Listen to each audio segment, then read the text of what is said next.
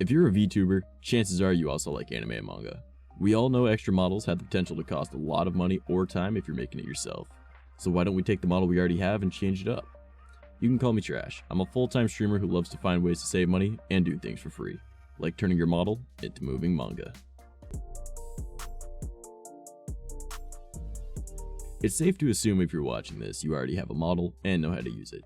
However, today we'll be using a tool called ReShade, and if you haven't seen my last video on it, you may want to check it out, because we'll be expanding on that in today's video.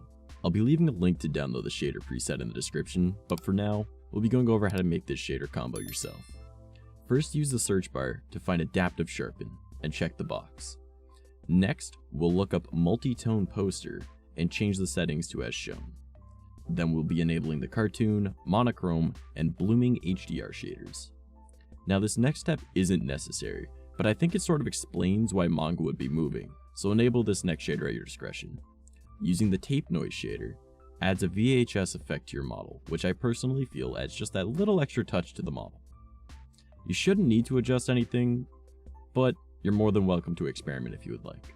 If you want to skip all that work, installing the preset I made is incredibly simple.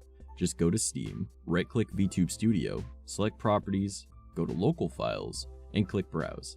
Now all you have to do is put the configuration file into the VTube Studio folder. Now it's time to add the extra touch that really brings this together. You'll want to find a background that would be seen in manga. To do so, search for grunge halftone textures on Google.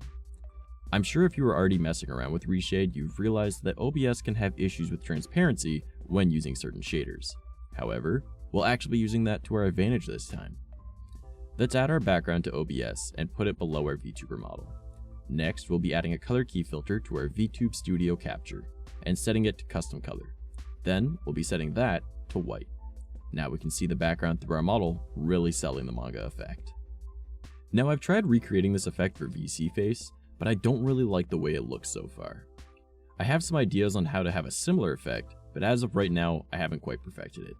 You're more than welcome to try your hand at it yourself though, and I'd love to see your results. Tag me on Twitter or join the Discord to make sure I see it. So that's the video. I can't wait to see your models in manga form and hearing the other ideas that you guys might have. I try to share a video every week, so remember to like the video, subscribe, and ring that bell to see what I come up with next. If you have any questions or ideas for future videos, please share them in the comments below, or stop by and ask live on stream sometime. I stream every Friday and Saturday at 7 PM Eastern Standard Time on both YouTube and Twitch. My name's Trash, and I hope to see you in my next video. Alright, and nobody realizes it. They don't throw down a Deku Nut and then disappear. They literally paralyze you and then just leave. That's you like freezing and then unfreezing. Your perception of time is off.